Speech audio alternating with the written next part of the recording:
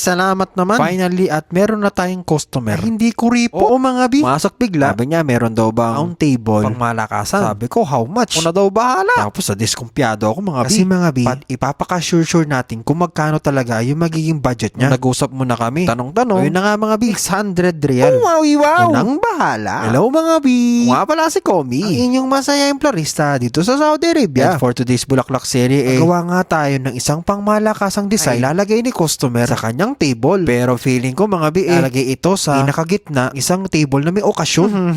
Ayun na nga Ito nga pala mga bi, nakabilin-bili ng ating customer na daw akong gagamit ng mga roses at baby roses. Kasi nga sawang-sawa na daw siya. Sabi niya para mas maging malaki daw yung arrangement. Ito na nga mga bi, improvise lang ako ng lalagyanan ng ating round design. Dahil nga pang malakasan nito, gumamit ako ng liliw. Dalawang napili ko mga bi. Kasi nagtanong ako na para saan ba itong party na to? Panlalaki o pambabae? Sabi niya na panlalaki daw. Kaya tamang-tama mga bi, yellow ang ilalagay natin. O yellow and white yung napili na kulay ng ating customer. Ito na nga, unti-unti ko na linalagay yung mga liliw. O diba, iba talagang klase pag may budget. Susunod naman natin lalagay ay trasilium. May touch of green ito. Nakita niyo yung pinaka-design ng ating mga masinjana mga bi. O diba, ang ganda? Masinjana lang pero maganda na yung design. Oh, wow. O naisip ko pala na gawin dito yung parang groups lang yung dating ng mga bulaklak. Tingnan niyo mga bi, tatabi-tabi ko lang siya. Parang ikaw. Kunyari may parlor game sa inyo. Tapos sasabihin, group yourself into 4. Ayun, tumabi ka agad kay crush. Para kahit paano, mayakap mo lang siya. Panalo ka na. Sana all. Ano ba yun? Ayun, maglalagay na tayong snapdragon mga bi. Mas nalong humaba yung ating mga design. Tapos ang cute-cute nitong chrysanthemum mga bi. Button siya na meron may pagka-yellow-yellow sa gitna. O ganon din mga bi. Ipagtatabi-tabihin natin sila. Maglalagay din tayo ng mga baby chrysanthemum. Wala mo na kasing rosas-rosas mga bi. Para kasing ina-achieve namin dito parang garden design lang. Very natural. At very right lang yung atake.